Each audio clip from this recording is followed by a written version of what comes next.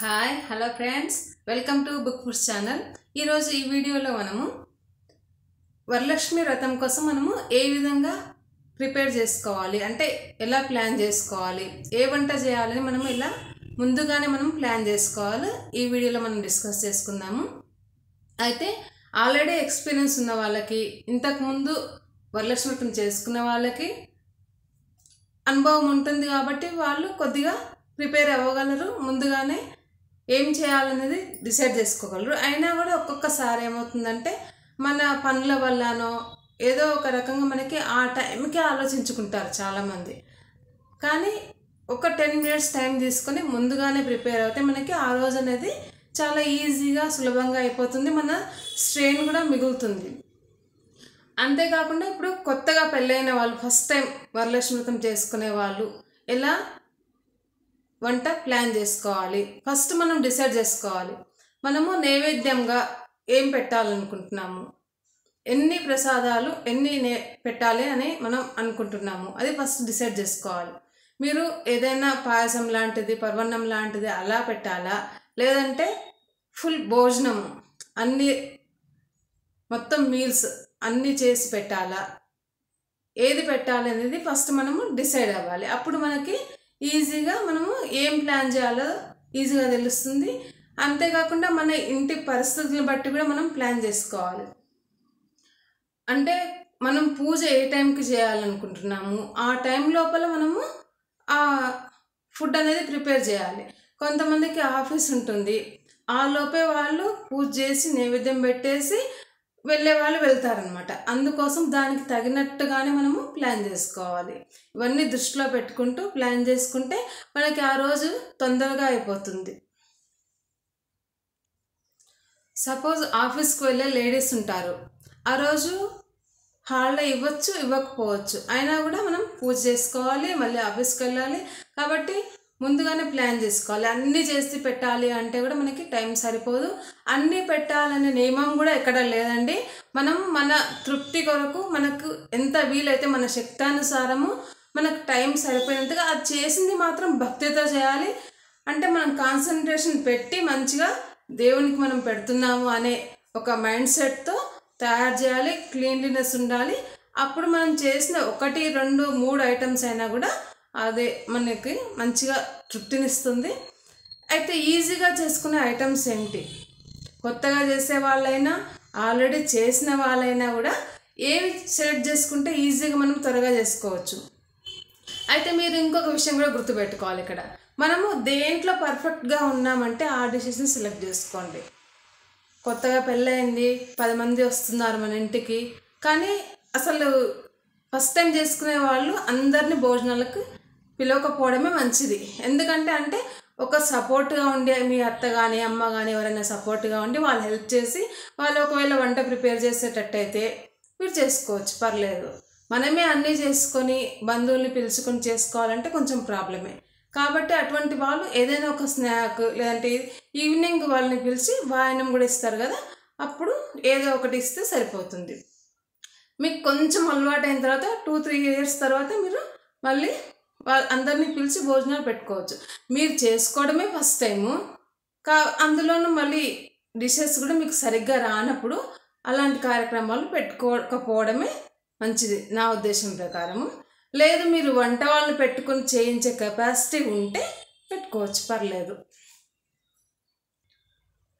ఎవరి హెల్ప్ లేదు, అన్నీ మేమే చేసుకోవాలి. ఇంకొకసారి ఏమవుతుందంటే హస్బెండ్ వాళ్ళకి సరుకులు కూడా తెచ్చిచ్చే ఇదిలో ఉండరు, వాళ్ళు వేరే ఊర్లోగా ఉంటారు, లేదంటే ఆ టైంకి వాళ్ళకి వీలవ్వదు. అటువంటిప్పుడు అన్నీ లేడీసే తెచ్చుకోవాల్సిన పరిస్థితి కూడా ఉంటుంది. ఎవరైనా తెచ్చిచ్చే వాళ్ళంటే చాలా మంచిది, తెచ్చివ్వని వాళ్ళకి మాత్రం ఇంకా తప్పదు, తెచ్చుకోవాలి అన్ని సరుకులు.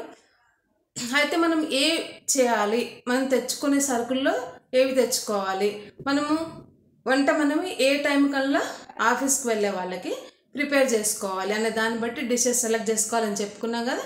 అయితే దీనిలో మనకి ఈజీగా అయిపోయేవి, తొందరగా అయిపోయి మనం ఆ రోజు పూజ కూడా చేసుకోవాలి.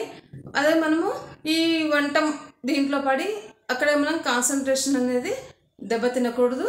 మనకి పూజ అనేది చాలా ఇంపార్టెంట్, అంతేవిధంగా నైవేద్యం కూడా ఇంపార్టెంట్. కాబట్టి ఈజీగా అయిపోయేవి కొన్ని రెసిపీస్ ఉన్నాయి, అవి మీకు చెప్తాను. వాటిలో మీరు ఏదైనా ఒకటి సెలెక్ట్ చేసుకోండి.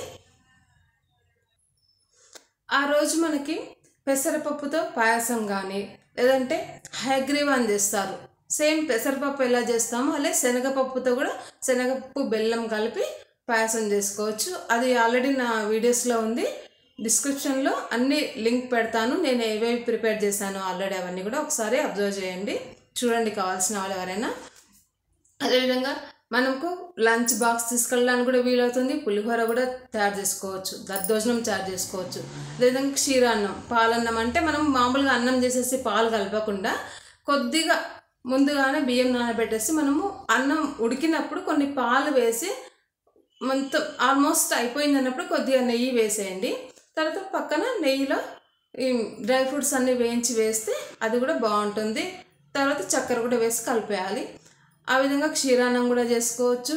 తర్వాత పెసరపప్పు పాయసం అయితే చాలా ఈజీ. మనం కుక్కర్లో పెట్టేస్తే అది విజిల్ వచ్చిన తర్వాత తీసి బెల్లము తర్వాత నెయ్యి అన్నీ వేసి ఒకసారి కలిపితే సరిపోతుంది. తర్వాత నెయ్యిలో మనము డ్రై ఫ్రూట్స్ వేయించి వేసుకోవాలి. కొద్దిగా ఇలాచి వేసుకుంటే సరిపోతుంది. ఇవన్నీ చాలా సింపుల్గా అయిపోతాయి మనకి.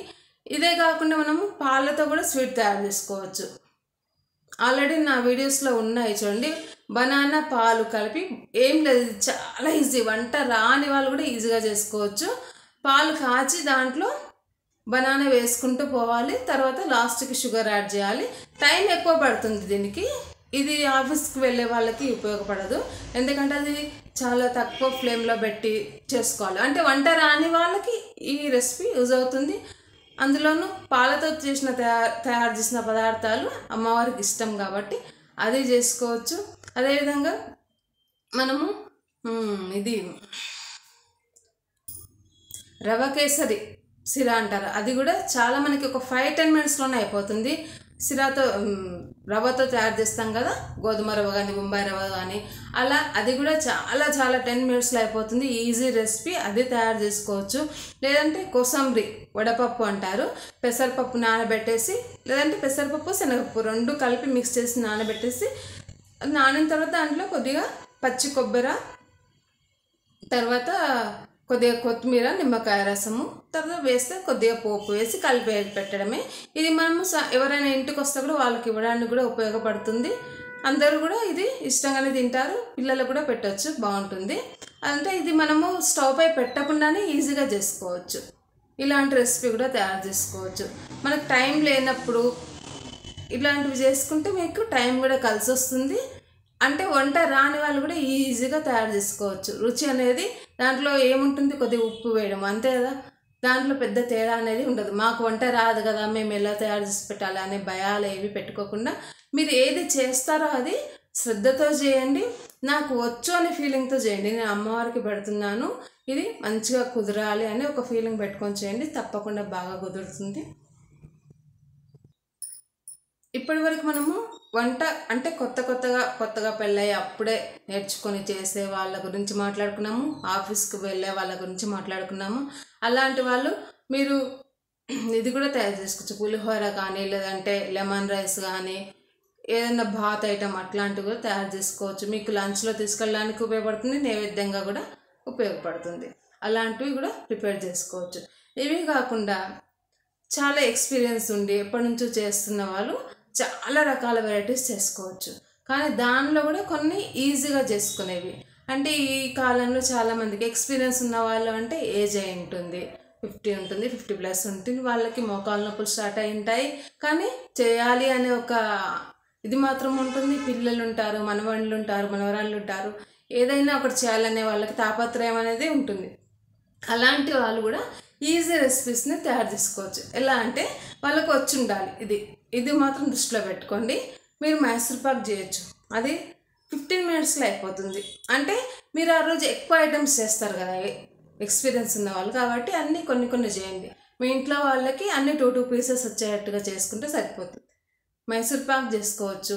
బేసన్ లడ్డు, బేసన్ అంటే శనగపిండి వేయించి చేస్తారు కదా, అది బేసన్ వేయించి తర్వాత నెయ్యి వేసి దాన్ని చక్కెర పొడి వేసి చేస్తారు. బేసన్ లడ్డు చేసుకోవచ్చు.